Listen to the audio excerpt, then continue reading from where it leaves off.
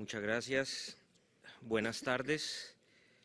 Desde luego, mis agradecimientos al Instituto Colombiano de Derecho Procesal, a sus directivas, por que me permiten nuevamente estar en este congreso.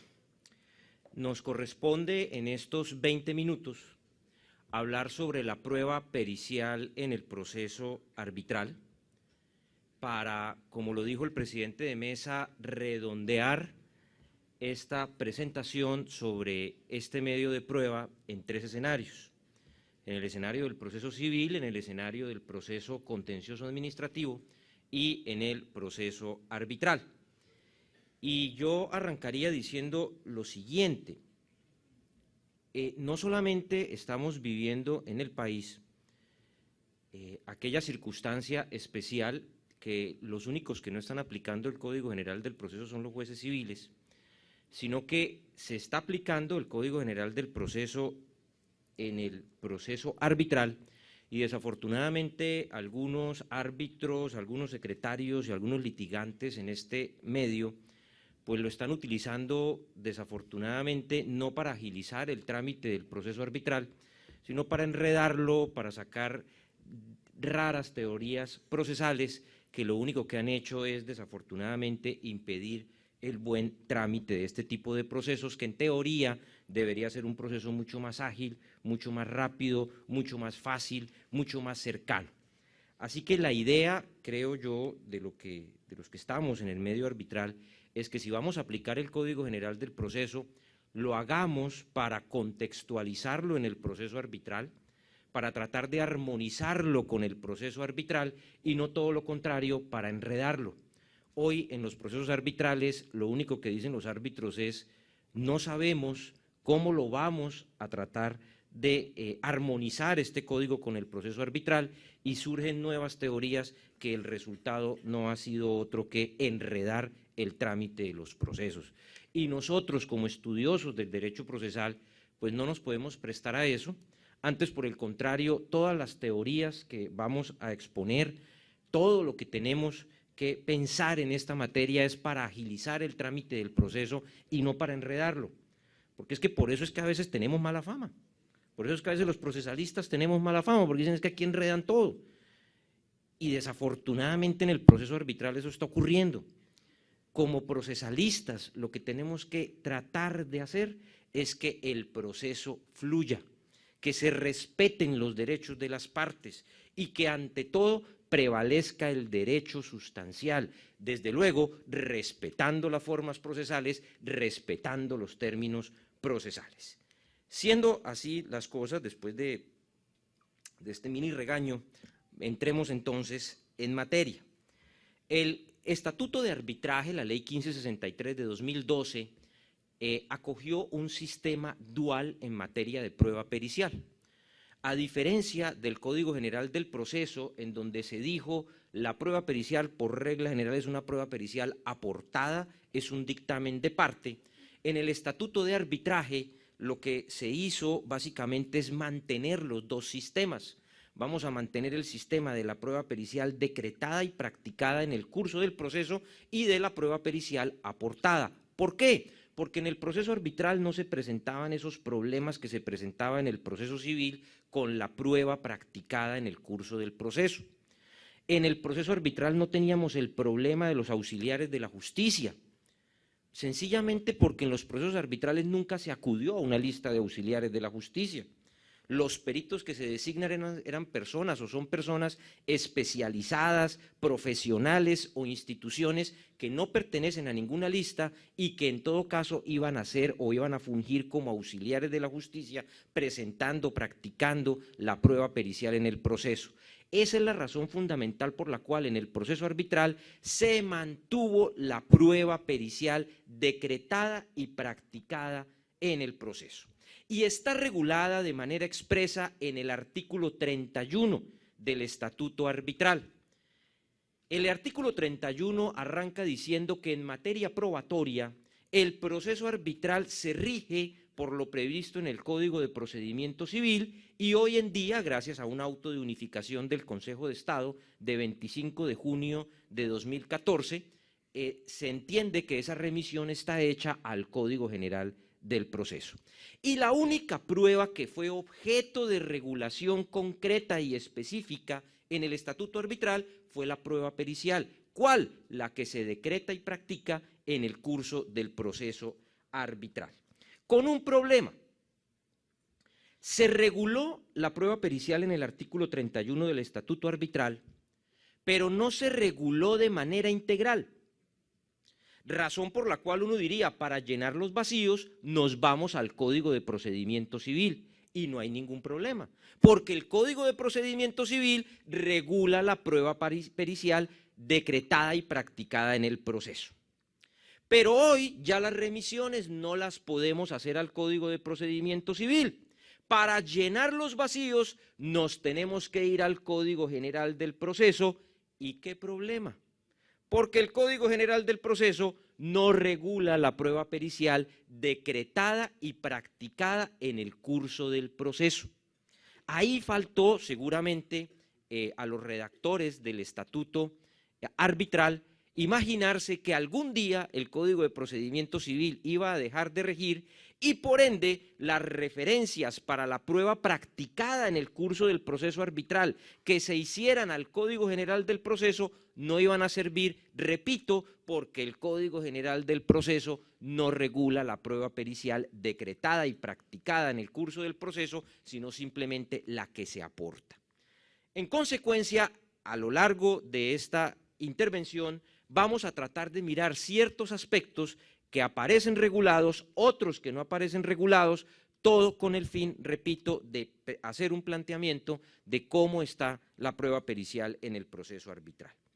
Lo primero que hay que decir en este punto es lo siguiente. El artículo 31 arranca regulando la posesión del perito. Se dice entonces que, decretada la prueba pericial en el proceso arbitral, se adelanta la diligencia de posesión del perito. Y dice la norma que en la diligencia de posesión del perito se le fijará una suma a buena cuenta de los honorarios del perito.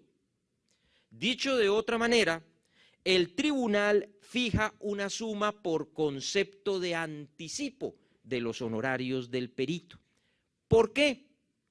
Porque es que bajo la vigencia del anterior estatuto arbitral, el perito se posesionaba, presentaba su trabajo, un trabajo muy importante, unos estudios técnicos muy importantes, las partes le pedían aclaración y complementación, lo rendían, perfectamente un peritaje podía llevarse 6 o 7 meses, el tribunal de arbitraje le fijaba los honorarios y las partes no pagaban los honorarios.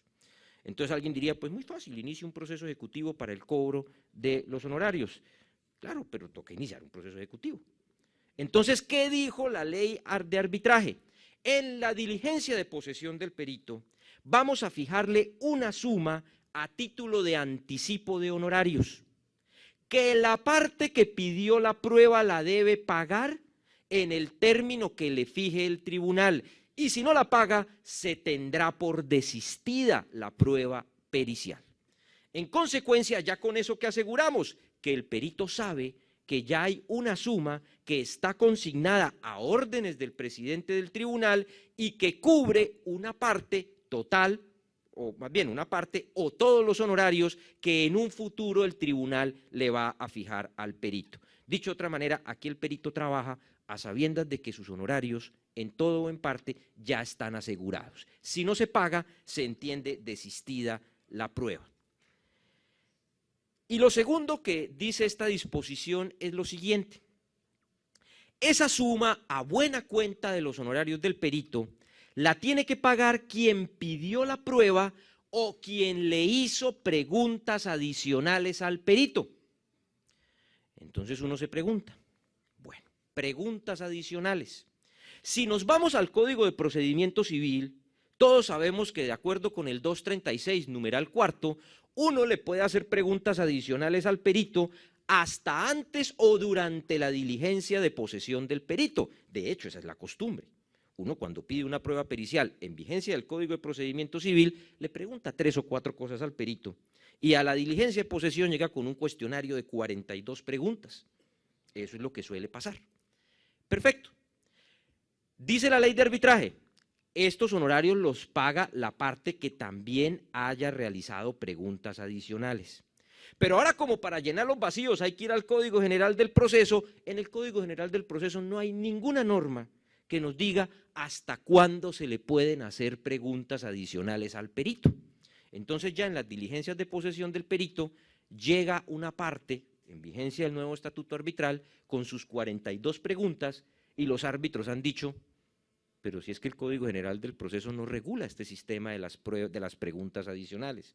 A nuestro juicio, para no enredarlo, yo lo que creo es que si la ley de arbitraje dijo que se le podían hacer preguntas adicionales al perito, lo lógico es que esas preguntas adicionales, como ocurría en el sistema del Código de Procedimiento Civil, es que se le puedan realizar hasta antes de la posesión, porque es que hasta ese momento es que el perito va a iniciar su trabajo, en consecuencia, hasta ese momento las partes le pueden formular esas preguntas adicionales.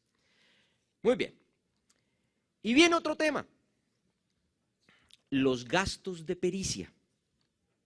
Con el Código de Procedimiento Civil no teníamos ningún problema, porque la norma señalaba que si el perito pedía gastos, el juez los ordenaba, señalaba un término a la parte para su pago y si no los pagaba se entendía desistida la prueba.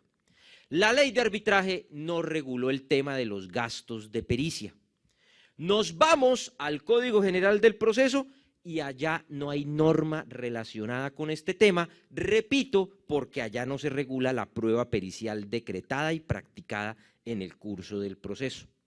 Entonces ya algunos árbitros han dicho, pues si el artículo 31 de la ley 1563 no reguló el tema de los gastos de arbitraje, de pericia, significa que en el arbitraje al perito no se le reconocen gastos de pericia. Muy linda la tesis, pero yo pregunto, ¿qué perito va a rendir un dictamen pericial sin los gastos de pericia por una contribución al proceso de paz? No creo que lo vaya a hacer un perito. Entonces otros han dicho, no, es que ahora el perito sus gastos de pericia los saca de los honorarios. Para eso es que se le fija una suma a buena cuenta de los honorarios. Y uno dice, muy bonita esa tesis, pero pongámonos en los pies del perito. Ustedes, señores abogados, les dicen que de sus honorarios profesionales saquen los gastos del proceso, paguen los peritos, paguen. ¿Ustedes qué van a decir? No llevo este caso. Pues lo mismo dirá el perito, entonces no soy perito. ¿Qué creo yo? Como se trata de solucionar, que si el perito en la diligencia de posesión, en el proceso arbitral, pide gastos de pericia porque son necesarios para la elaboración de la prueba, así el estatuto de arbitraje no haya regulado la figura, el tribunal tendrá que fijárselos. Y si no se pagan, el tribunal tendrá que requerir, so pena de que se tenga desistida la prueba. Alguien dirá, pero es que la sanción no está prevista, pero es que el tribunal, como juez, como director del proceso, como tiene a su cargo todos los poderes de ordenación, perfectamente podría aplicar esta sanción. Muy bien. ¿Cómo se controvierte este dictamen en el proceso arbitral? Presentado el dictamen pericial, se corre traslado de él, dice la norma, hasta por 10 días. Hasta por 10 días. Entonces alguien se pregunta, o sea, yo podría correr traslado por un día. Dice hasta por 10 días. Y la verdad es que sí. En una reciente sentencia de tutela de la Corte Suprema de Justicia de la Sala de Casación Civil, pues se dijo perfectamente que si la norma señalaba que eran hasta 10 días, pues hasta 10 días debe entenderse desde el día número 1 hasta 10. Claro, si un tribunal de arbitraje va a correr traslado por 2 días, tendrá que ser, dijéramos, de manera razonable. Tendrá que el tribunal decir por qué razón está corriendo traslado por 1 o por 2 días y atendiendo las particularidades de cada caso. No es que si nos entregan un dictamen pericial de 800 hojas, nos diga el tribunal por un día. No, justifíqueme por qué lo hace por un día, por qué lo hace por 2 días. Corrido ese traslado, las partes pueden solicitar aclaraciones o complementaciones. Presentadas las aclaraciones o complementaciones, el tribunal de arbitraje correrá traslado por el mismo término que corrió el traslado inicial del dictamen. Y viene un tema muy importante que es la objeción por error grave. El doctor Jimmy Rojas se hizo la pregunta, ¿en el Código General del Proceso hay objeción por error grave? El doctor Guayacán se hizo la pregunta, ¿en el CEPACA hay objeción por error grave? Y yo obviamente tengo que estar a tono y preguntarme, ¿en el proceso arbitral hay objeción por error grave? Sí la hay. Lo que no hay es trámite especial de objeción por error grave. Dicho de otra manera, ¿qué es lo que se quiere? Que la objeción por error grave no se convierta en un nuevo proceso, como venía ocurriendo. Porque cuando uno objetaba por error grave, pedía 8 testimonios, 3 exhibiciones y pedía 2 dictámenes periciales y hasta ahí se acababa el proceso. Uno decía, ya este proceso yo no voy a ver la sentencia, ya este proceso yo me moriré y todavía no habrá salido sentencia, y con la plata de este proceso yo ni la veré, se quedará el yerno. O sea que ni modo. Entonces, ¿qué es lo que se quiso? Precisamente eso. Terminar el trámite especial de objeción por error grave, pero sí se puede objetar el dictamen. Lo que ocurre es que dice la ley de arbitraje, quien objete un dictamen por error grave podrá acompañar un dictamen de parte para controvertir ese dictamen pericial. Y si el tribunal lo estima pertinente, podrá convocar a una audiencia a la que irá el perito que practicó el dictamen en el proceso, el perito que elaboró el dictamen que se aporta con la objeción y el tribunal los interrogará junto con las partes. Pero la ley de arbitraje dijo, eso es opcional del tribunal. Así que habrá tribunales que dirán, me parece importante escuchar en esta audiencia a los 2 peritos, así como hay tribunales, como los he escuchado, que ha dicho, no llamemos a esa audiencia a los 2 peritos, no nos metamos en ese lío, ya estamos lo suficientemente enredados como para irnos a enredar ahora más en una audiencia escuchando a los 2 peritos. Quedó opcional. Desde luego, esa audiencia no tiene como objeto generar un careo entre peritos, sino que el tribunal escuche a los 2 peritos, recoja los suficientes elementos de juicio a efectos de poder resolver ese tema adecuadamente en la sentencia, en el laudo arbitral en este caso. Finalmente, para no generar o no ganarnos un regaño del presidente de mesa, si dijéramos, pues en eso sí no voy a estar a tono con quienes me han antecedido, yo sí no me voy a dejar regañar, un tema adicional. Sí, ya lo regañan a uno mucho en la casa, como para que ahora lo vengan a uno a regañar aquí en el Congreso. Entonces, yo diría lo siguiente. En el proceso arbitral, desde luego, por remisión al Código General del Proceso, también está permitida el aporte de la prueba pericial del dictamen de parte. Y un punto que se ha venido generando en los procesos arbitrales es el siguiente. Hay quienes han dicho que en los procesos arbitrales donde sea parte una entidad pública, se puede aplicar aquella norma del numeral 5 del artículo 175 del CEPACA. Esa norma, acuérdense ustedes, señala que si usted en el término de contestación de la demanda le manifiesta al juez que va a contestar la demanda con un dictamen pericial, el juez puede prorrogar el término para contestar la demanda. Han dicho que si esa norma se le puede aplicar a los procesos arbitrales en donde exista una entidad pública.